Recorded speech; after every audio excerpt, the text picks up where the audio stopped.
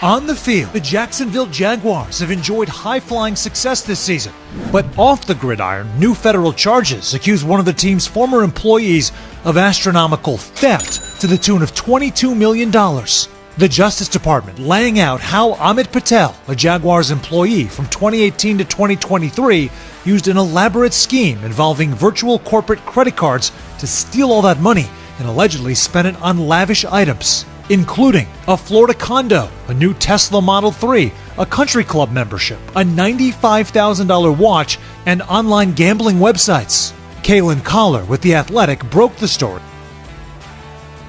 A Jaguars employee swiping a cool $22 million. Luxury cars, hotels, flights, you name it. The gridiron world's gone berserk, and we're breaking down every jaw-dropping detail. So get this, it's not about the Jaguars' game on the field, but it's about their financial guru, Amit Patel, the wizard of financial planning and analysis. Now this dude managed to swipe a jaw-dropping $22 million from the Jags. Yeah, you heard it right. $22 million. And how? Through some crazy credit card shenanigans over the past 5 years. He went all out on the luxury cars, swanky hotels, flights to who know where, basically living the best life on the Jaguars' dime. And here's the kicker. He was the manager of FP&A, Financial Planning and Analysis, which sounds all official and financy, right? But let's break it down.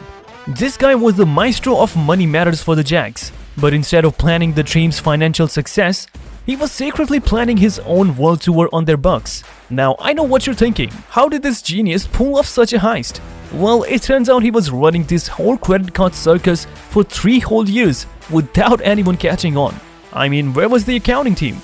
Was there even an accounting team? Now, Amit Patel wasn't just swiping left and right on the Jaguars' virtual credit cards. It turns out that Amit was the sole ringmaster of the Jaguars' virtual credit card program. I mean, seriously? In what universe does one guy get the power to approve new accounts, request changes, and basically have a golden ticket to the chocolate factory of available credit? It's like he was handed the keys to the candy store and no one thought twice about it. Here's the kicker. There should have been checks and balances, like a financial superhero duo making sure no one goes rogue. But nah, not in Amit's world. He was the alpha and omega of virtual credit card transactions, and no one dared question his financial kingdom. I mean, we're talking about 5 full seasons of him wearing the financial planning and analysis crown, starting in 2018. And in 2019, boom, he became the sole administrator for the virtual card credit program. Talk about a plot twist. But hold on, it gets even more juvenile. He's not just swiping the plastic, he's also responsible for classifying virtual credit card transactions in the business reports. Now picture this, it's like having a fox guard the henhouse, who's keeping an eye on the guy who's supposed to be keeping an eye on the financial shenanigans. It's like an annual financial audit was the perfect opportunity to catch this guy red-handed, but somehow it slipped through the cracks.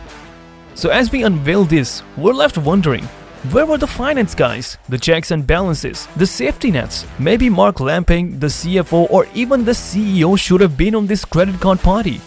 But nope, Amit had the keys, the passwords, and the golden ticket to all the funds. Now let's come to the question. How on earth did he pull off this high-stakes credit card capper?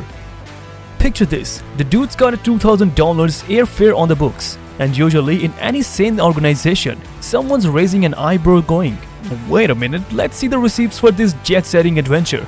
But oh no, not in Jaguars land. Somehow this guy managed to manipulate the numbers, tweak the documents, and sneak past the audits like a pro. And here's the kicker, it's not like this went unnoticed for a month or 2. No sirree, this financial escapade lasted a whooping 5 years. I mean, think about it, that's a whole half a decade of Amit living his best life on the Jaguars' dime. We're talking luxury watches, exotic trips, and who knows what else. The audacity, right? Now you might think, oh, it's a billion-dollar organization. A couple of millions here and there won't hurt. Well, think again. In the accounting world, every penny matters. They're tracking expenses down to the last cent, doing bank reconciliations, and sticking to budgets like glue. And here's the crazy part. It wasn't just some pocket change disappearing. We're talking about charges that could fill a treasure chest. And get this, it's not rocket science. You think that comparing expenses with other teams would be a no-brainer. I mean, Jaguars versus Buccaneers, they shouldn't be having a spending war on airfare, right? But somehow the financial radar missed it, and Amit's little spending spree went undetected. Now, opportunity is the gateway drug for financial shenanigans. Patel had the golden key to the store. I mean, who wouldn't be tempted to splurge when you got a virtual credit card playground all to yourself? But here's to where it gets interesting.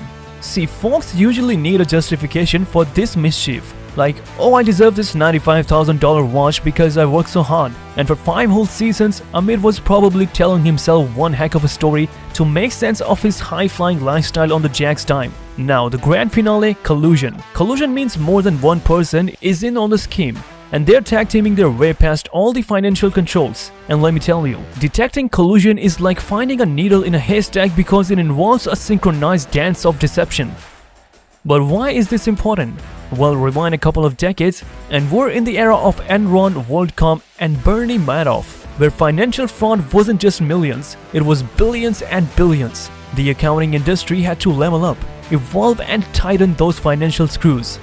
Now at the court, Amit Patel, decked out in a dark suit and a swanky burgundy tie, pleaded guilty to not one but 2 counts: wire fraud and engaging in an illegal monetary transaction. This all went down in the US District Court in Jacksonville. As part of this plea deal, Patel's waving goodbye to his property and assets funded by the cool cash he swiped from the NFL franchise. Yep, the Jaguars are getting their pound of flesh. The heist went down between 2019 and 2023, and now Patel's got the cuff up for his financial escapades. Hold on, though here's the twist. Patel won't be thrown into the slammer just yet. The sentencing, you see, just because he's playing the guilty card, he might catch a break with a lighter penalty. His attorney Alex King is keeping tight-lipped about the whole affair, and Patel himself is giving the silent treatment. No comments, no confessions, just a courtroom poker face. Oh, and get this, Patel is solo in this legal tango. No family, no friends, just a courtroom filled with media folks and a couple of sketch artists doing their thing. But here's where it gets real.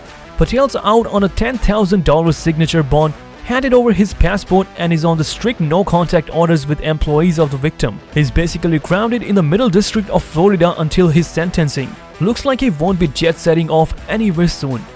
Hold on to your hats. It turns out Patel's been on gambling spree, losing a whooping 99% of the stolen loot. In court, he spilled the beans about weekly rehab for his gambling addiction. It's like the NFL got wind of his online gambling escapades at the Jaguars facility, triggered an investigation, and then handed the case over to the FBI.